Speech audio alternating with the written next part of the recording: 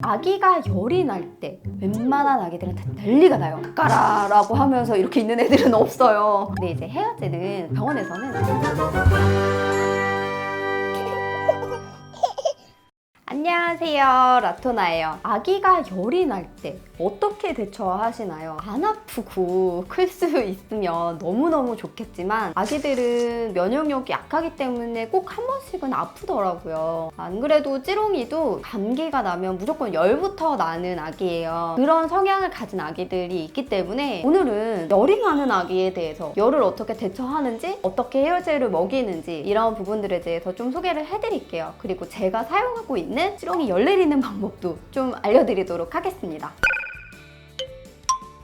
일단 아기가 열이 난다의 기준을 잡으셔야 돼요. 기초 체온이 좀 낮은 아기들도 있기는 해요. 그렇지만 보통의 아기들의 경우는 성인보다는 기초 체온이 조금씩 높다라고 생각을 하시면 돼요. 찌롱이 체온을 태어나서 얼마 뒤에 이렇게 재봤는데 생각보다 높은 거예요. 그래서 저희 친정엄마한테 엄마 아기가 열이 나는 것 같아. 한 37도 되는 것 같아. 열나나 봐 이랬는데 그냥 기초 체온이 아기들은 높은 거기 때문에 부모님들이 조금 오해하시는 부분은 아기 체온에 대한 부분인 것 같아요. 일단은 아기가 37.5도 미만의 경우는 정상 체온이라고 보면 돼요. 그리고 37.5도부터는 미열이라고 부르고요. 38도 이상이면 발열 혹은 고열이라고 얘기를 하는 편이에요. 38도부터는 해열제를 먹이라고 얘기를 하더라고요. 근데 그 해열제를 먹이는 것도 아기 컨디션이 조금 달라져요. 아기가 만약에 38도가 됐는데 너무 뛰어놀고 잘 논다. 그러면 굳이 해열제를 먹일 필요는 없어요. 근데 만약에 미열인데 37.8도 정도 됐는데 아기가 막 먹지도 않고 물도 안 먹고 아기가 계속 처져 있다라고 하시면 열을 내리기 위해서라도 해열제를 먹이시는 게 가장 좋아요. 그리고 아기가 미열이 나기 시작한다고 하면 아기 체온을 계속 꼼꼼하게 체크를 해주셔야 돼요. 근데 아기들도 체온 재는 거 굉장히 스트레스 받아요. 진짜 10분에 한 번씩 막 저는 쟀었거든요.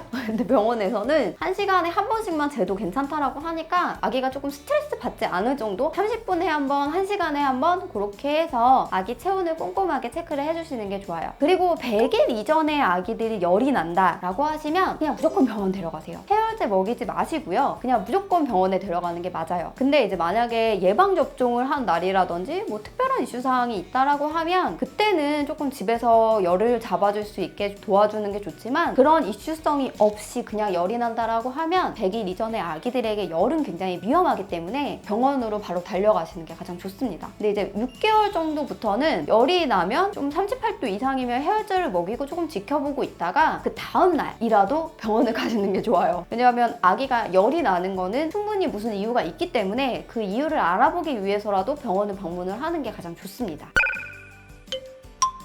그리고 해열제. 초보 엄마이기 때문에 저도 해열제에 대해서는 좀 몰랐거든요. 얼마나 양을 복용을 해야 하는지 그리고 어떤 계열의 해열제를 복용을 해야 되는지 이런 부분을 몰랐는데 해열제는 두 가지 계열이 있어요. 그러니까 성분으로 나뉘는 거거든요. 아미노펜 성분과 이부프로펜 성분이 있어요. 그러니까 한마디로 타이레놀 계열과 브로펜 계열이 두 개가 나뉘어지는 거죠. 일반적으로는 타이레놀 계열의 해열제를 가장 많이 먹여요. 그렇지만 그 해열제를 먹고 나서도 1시간에서 2시간 정도 지났을 때 그때도 열이 떨어지지 않는다라고 하시면 교차 복용을 사용을 하시는 게 좋아요. 타이레놀 계열과 브루펜 계열의 약을 교차로 해가지고 복용을 시키는 거예요. 근데 이제 브루펜 계열은 해열 효과가 조금 더 길다고 해요. 그렇지만 브루펜은 조금 독하다라고도 얘기하기 때문에 브루펜 계열을 먹이기보다는 타이레놀 계열을 먼저 먹이는 게 가장 좋아요. 어떤 애들은 브루펜이 되게 잘 받는다고 브루펜을 무조건 먹이시는 분들이 계시긴 하는데 저는 이제 병원에서는 먼저 해열제를 먹일 때는 타이레놀 계열을 먹이는 게 아기에게 조금 부담이 덜 간다라고 얘기를 하셔서 저는 기본적으로 타이레놀 계열을 먼저 먹이는 편이에요. 그리고 해열제 교차 복용에 대해서는 제일 좋은 건 의사 선생님과의 상담을 통해서 교차 복용을 선택을 하는 게 가장 좋지만 집에서 사용을 할 때는 교차 복용도 조심을 하셔야 돼요. 교차 복용을 할 때는 2시간 간격으로 해주시는 게 좋아요. 만약에 같은 계열의 해열제를 교차 복용을 시키고 싶다라고 하시면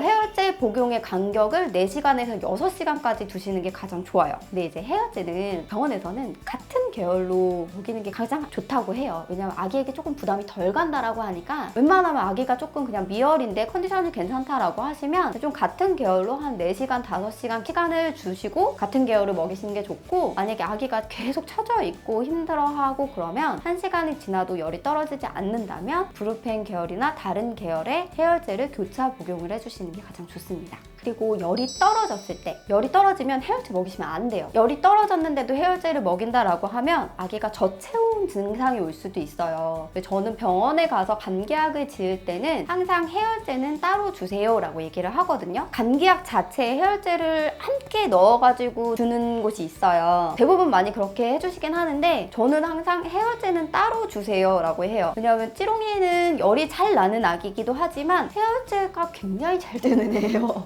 그래서 해열제를 먹으면 열이 확 떨어지기 때문에 찌롱이가 그때 열이 올라가지고 해열제를 먹였는데 그 약 성분에도 또 해열제가 같이 들어있었던 거예요. 해열제를 2번을 먹게 된 거죠. 그래가지고 찌롱이 온도가 거의 35도까지 내려가서 진짜 저체온 와서 막 밤에 안고 있고 애는 뻘뻘 땀 흘리고 막 엄청 고생했던 기억이 있어요. 그렇기 때문에 감기약을 지으실 때는 꼭 해열제는 따로 주세요 라고 얘기를 하시는 게 가장 좋습니다.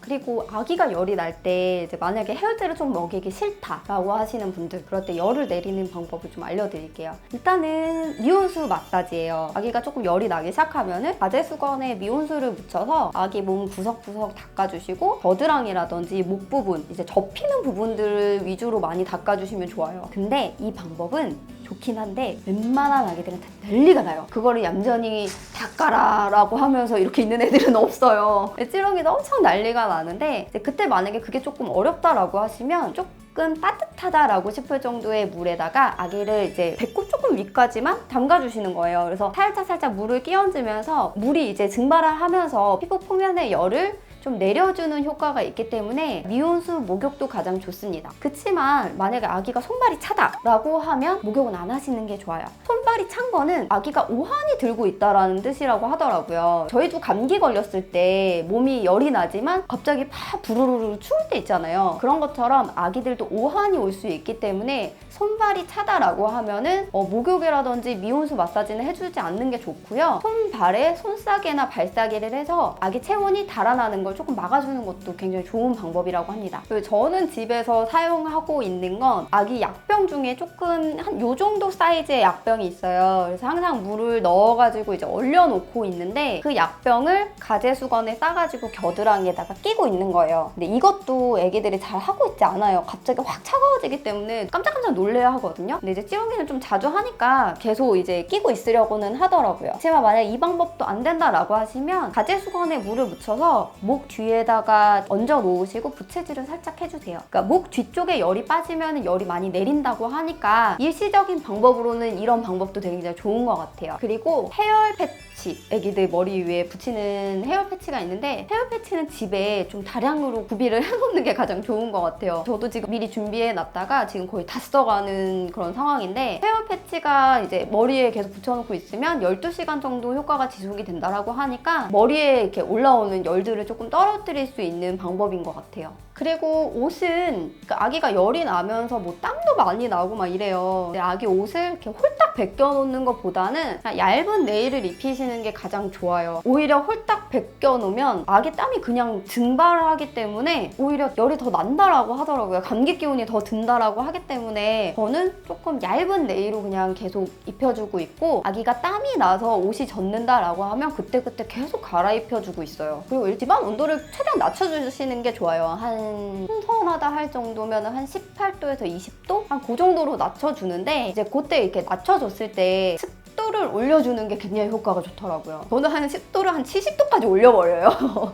가습기 막 엄청 틀어가지고 한 70도까지 올리니까 아기가 오히려 숨쉬기는 조금 편해지면서 이제 선선하니까 열은 좀 떨어지고 이런 효과가 있어서 저는 집에서는 아기가 열이 날 때 그런 방법을 사용을 하고 있어요. 그리고 수분을 충전을 잘 해주셔야 돼요. 근데 이제 아기가 열이 나면 물을 잘 안 먹으려고 해요. 그래서 과일이나 평소에 안 주던 그런 음료수까지도 줘가면서 수분 보충을 계속 해주거든요. 하거든요. 아기가 수분이 떨어지게 되고 열이 나게 되면 탈수 증상이 올 수 있기 때문에 그렇게 되면 어쩔 수 없이 입원을 해서 수액을 맞아야 되는 상황까지 발생하기 때문에 수분 충전을 계속 해주는 게 좋고요. 만약에 그래도 안 된다라고 하시면 먹는 수액이 있어요. 애기들 먹이는 수액이 있거든요. 일시적으로 탈수를 조금 막아줄 수 있고 탈수를 조금 이렇게 완화해줄 수 있는 그런 수액이 있는데 그거를 이제 병원에서 처방받아서 그렇게 먹이는 방법도 그런 하나의 방법인 것 같아요. 근데 먹는 수액은 진짜 안 먹어요. 맛이 없어요.